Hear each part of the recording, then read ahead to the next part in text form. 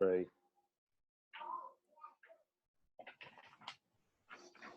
Hello? Hi. What do you want to do then? I've got you some questions. You got me some questions. How many are there? 20. Whew, okay. Okay. Yeah? Far away then. This is a chance to get your own back. All right. So, question 1. What was your favourite movie when you were a child my age? Child your age. My favourite movie was The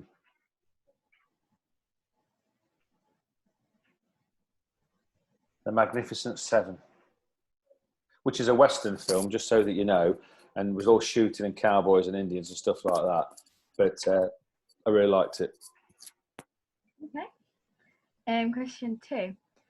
How has Nana Cypress and Grandad Barry changed since they don't work anymore? Well, my dad worked for the council, so he probably didn't work much anyway. Yeah. A bit like being Rolls Royce. How have they changed? Well, Mum packed up, really, and then started working part-time. So Mum packed up, which is Nana Cypress to everybody else. And she's just, I don't know really whether she's changed much. She spends more money on clothing. So she shops more. Yeah, she shops more. Whereas Grandad Barry, or my dad, he literally packed up one day, I think at 65, from the council after all those years. And he's just slowed down and he's probably done more stuff around the house. He was always quite good at doing that. But he started making things like, he'd find like a bit of wood, a plastic bag and a nail, and all of a sudden, he built a shed out of it. So he's quite good really. But I suppose just do more. Mum shops more, Dad does more. Okay. Okay. What is one thing Nana Cypress and Grandad Barry used to say to you as a child all the time? Grandad Barry, or my dad, he would have said something like, I'm off to work, I'm off to the pub. And I'd have been left on my own with my sister. She used to drive me mad. And my mum would have said something like, what time do you want your tea? Have you done your pack up tomorrow? Shall I do this? Shall I clean your shoes? Basically, she used to pamper me. Which, exactly. She did absolutely everything for me without asking me. And used to, everything was done all the time. Yeah. All right then. That's good. What is the best gift you've ever received in your whole life? Best gift? Yeah. The best gift I've ever received? Well, obviously I've had gifts recently. But when you're a kid, like your age, your gifts tend to mean so much more. So, I remember having my first set of golf clubs, which, to be honest, was when I was like 14. And I remember I had a little Dunlop golf bag, which won't mean anything to you, and some Dunlop irons. And that allowed me to go to the pitch and putt at Markeaton Park and play golf without having to hire any. So probably, because the way that my life shaped out with golf, that's probably my best gift, really. Yeah. Okay. How would you like to be remembered? How would I like to be remembered? I would like to be remembered for being, I suppose, good fun. Like to get on with everybody. Don't really like to fall out with anybody, believe it or not. And just everybody like me, really. Which I know they don't, but that's how I'd like to be remembered. Yeah. Yeah. Okay then. Who was your biggest inspiration as a child? My biggest. Oh.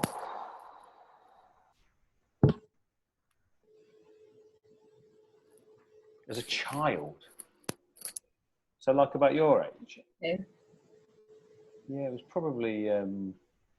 I was into football, you see, when I was your age. I only just started playing golf when I was your age, so I probably hadn't got onto golf. So, from a football perspective, my biggest inspiration as a child, because I wanted to be a footballer, was my favourite ever Derby County player of all time, Charlie George, which will again mean nothing to you.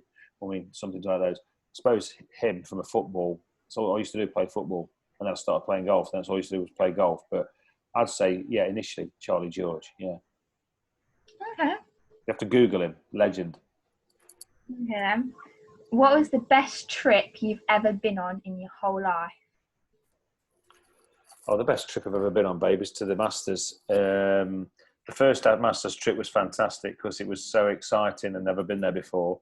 But if I mixed up last year's, which was obviously 2019, when we went and played around those Kiowa courses and Tiger Woods won and Trace came out, it was like, wow. Struggle to beat that ever as a trip. Okay. What do you miss the most about the old days? I like the old days. As I've said, Trace will say this, and I say this all the time. I like Easter Sunday generally because there's hardly any shops, if any shops open, like supermarkets, garden centres, everywhere shuts. Now, in the old days, every Sunday was like that. So you couldn't go, to me, there was the odd off license open and the paper shop was open for a couple of hours in the morning to get the Sunday paper. And other than that, everybody just basically stayed with the family. I went out, played a bit of football as a kid. You had a Sunday dinner. To me, the pub was open for a couple of hours for the older people. And I just used to really like the fact that there was not any traffic on the roads. A bit like now, actually, on this blooming lockdown. It's a bit like that now. I used to really like that. So that was probably the best bit. Just Sundays were a proper day of rest. Fantastic. Okay. What comes into your mind when you think of me and Millie? Expensive.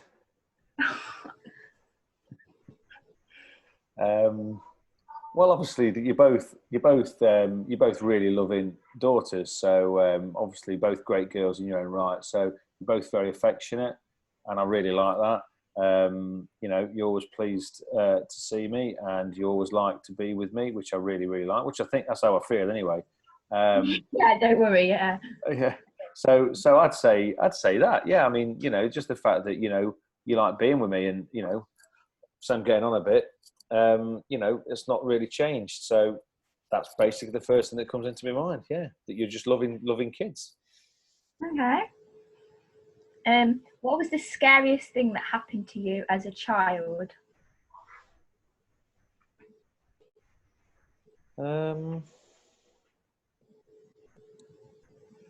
Scariest thing.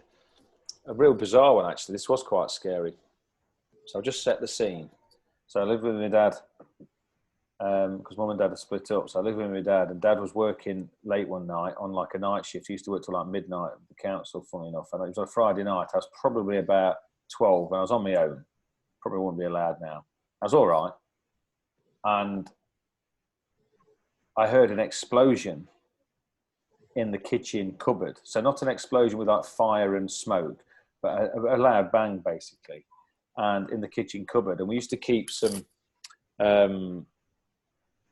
black cordial, like fruit drinks. So we had like some black currant cordial, which was in a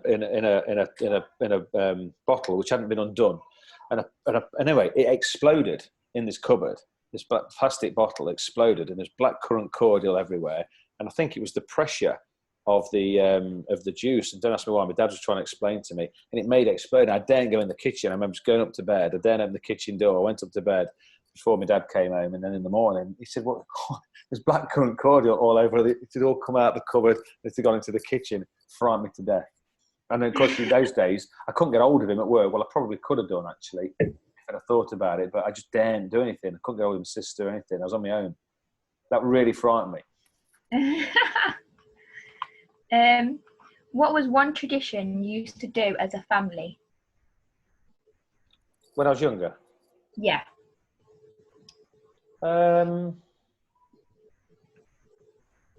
Tradition. Because mum and dad split up when I was quite young, I was about 7. So I probably didn't do it so much as a family, but if I think back, it was probably... We used to go, I'll tell you what we used to do, and it seemed like it was a tradition, and probably did it for 3 or 4 years, was go to Auntie Enid, who's no longer with us, and Uncle Colin, who live in the big farm. We used to go there for Christmas. So they used to, because they had a massive house, they used to have a real big tree rather than the little silver artificial one we had, and had all the presents under the tree. So it was like a proper traditional Christmas that you see on like movies and stuff. And we used to go around there in the snow or whatever. And it seemed like a tradition. We probably went 3 or 4 years in a row when I was really young. and we used to stop over. But that was probably it. Loved it. What is your favourite thing about being a dad? Well, the best thing about being a dad is having you two to look after and support and, and help you out with things. And it's really rewarding. You both grown up into great girls. You're a bit ahead of Millie, but, you're mature, you're doing your schoolwork, you've got interests. And hopefully Millie follows in a similar way, which I think she will. So that's probably literally the best thing. Yeah. Okay. Giving you credit now. Yeah. What is one thing you remember the most about being a teenager? About being a teenager? Suppose getting spots on your face. Used to hate it.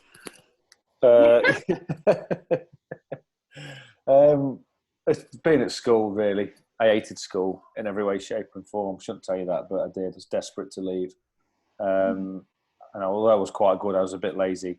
But just school. Yeah, no, I was just a bit lazy. I got, kind of got sidetracked by golf, really, and didn't do as well as I should. But as a teenager, if you had to, probably that. Just being at school, babe.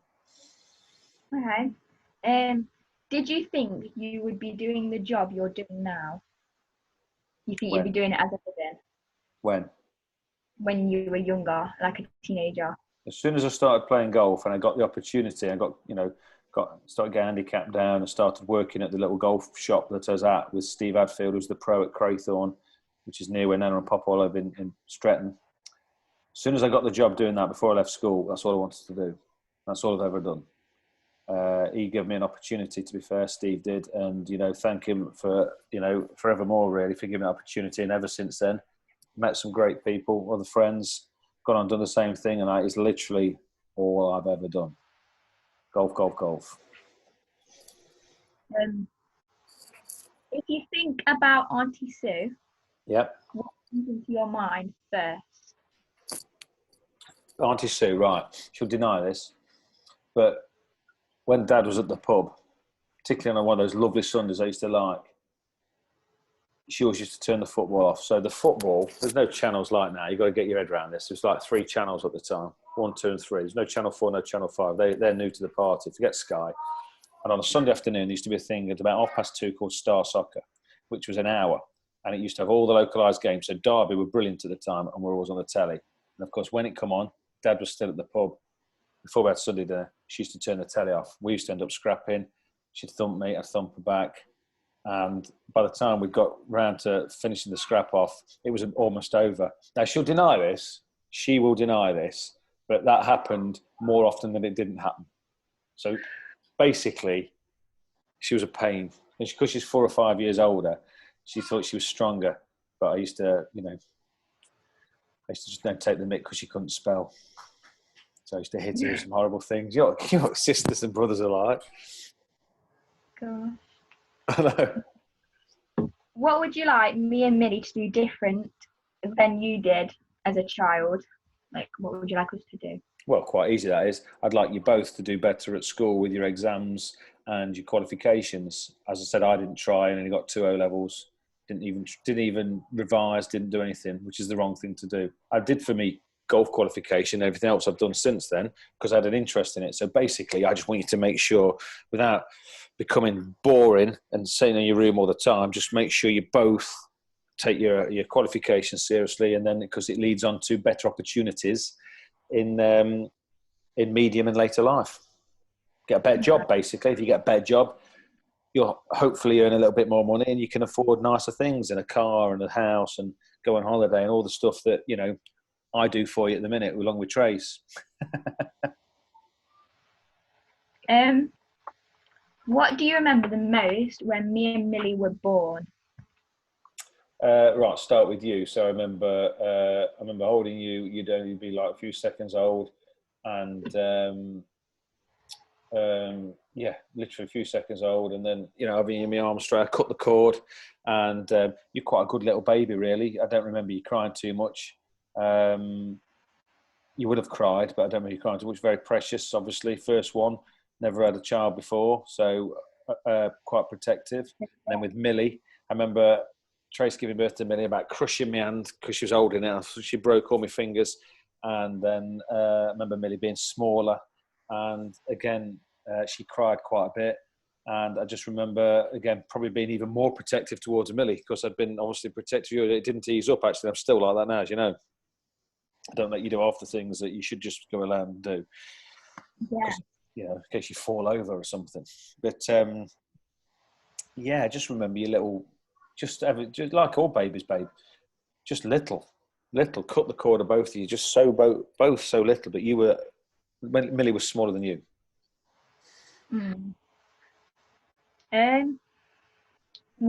What's one thing me and Millie do that makes you laugh? Some of the videos that you do and you post online, the dance routines that you both do and make them up yourself in your bedroom or upstairs and then come down and show is absolutely brilliant.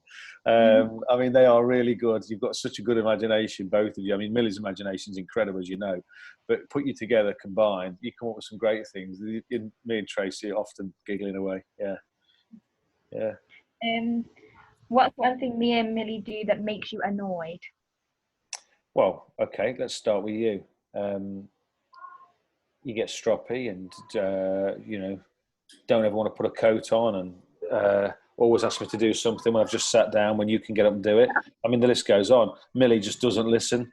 I have to ask her 15 times to do the smallest thing and then she'll go, you know what I mean? So, you know, she's got one trait, you've got another. You're stubborn and she just basically can't be bothered.